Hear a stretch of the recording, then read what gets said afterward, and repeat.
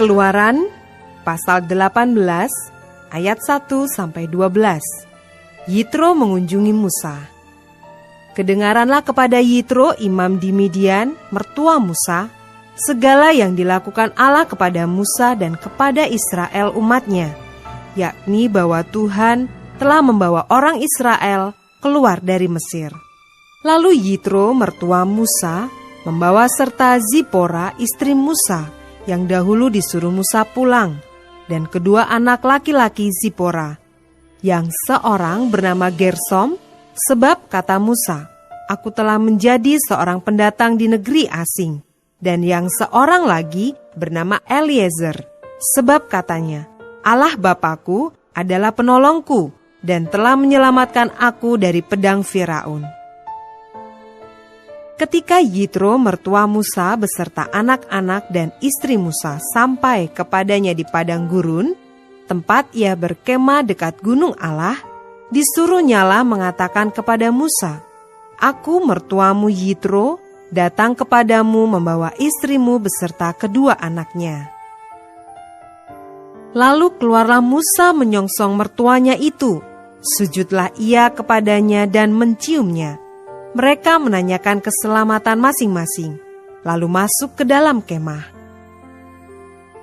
Sesudah itu Musa menceritakan kepada mertuanya segala yang dilakukan Tuhan kepada Firaun dan kepada orang Mesir karena Israel, dan segala kesusahan yang mereka alami di jalan, dan bagaimana Tuhan menyelamatkan mereka. Bersukacitalah Yitro tentang segala kebaikan yang dilakukan Tuhan kepada orang Israel, bahwa ia telah menyelamatkan mereka dari tangan orang Mesir. Lalu kata Yitro, terpujilah Tuhan yang telah menyelamatkan kamu dari tangan orang Mesir dan dari tangan Firaun. Sekarang aku tahu bahwa Tuhan lebih besar dari segala Allah, sebab ia telah menyelamatkan bangsa ini dari tangan orang Mesir, karena memang orang-orang ini telah bertindak angkuh terhadap mereka. Dan Yitro mertua Musa mempersembahkan korban bakaran dan beberapa korban sembelihan bagi Allah.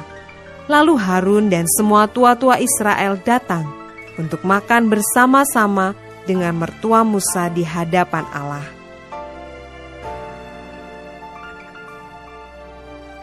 Ayat 13 sampai dengan 27. Pengangkatan hakim-hakim. Keesokan harinya, duduklah Musa mengadili di antara bangsa itu. Dan bangsa itu berdiri di depan Musa, dari pagi sampai petang.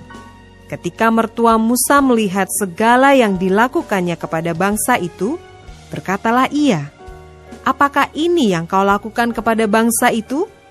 Mengapakah engkau seorang diri saja yang duduk, sedang seluruh bangsa itu berdiri di depanmu dari pagi sampai petang? Kata Musa kepada mertuanya itu, sebab bangsa ini datang kepadaku untuk menanyakan petunjuk Allah. Apabila ada perkara di antara mereka, maka mereka datang kepadaku, dan aku mengadili antara yang seorang dan yang lain.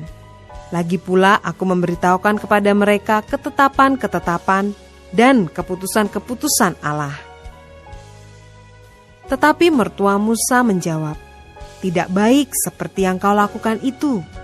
Engkau akan menjadi sangat lelah, baik engkau, baik bangsa yang beserta engkau ini.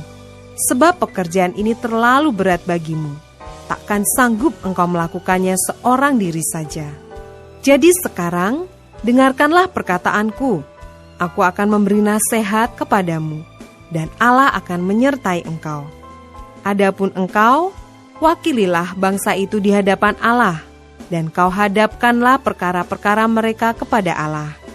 Kemudian haruslah engkau mengajarkan kepada mereka ketetapan-ketetapan dan keputusan-keputusan, dan memberitahukan kepada mereka jalan yang harus dijalani, dan pekerjaan yang harus dilakukan.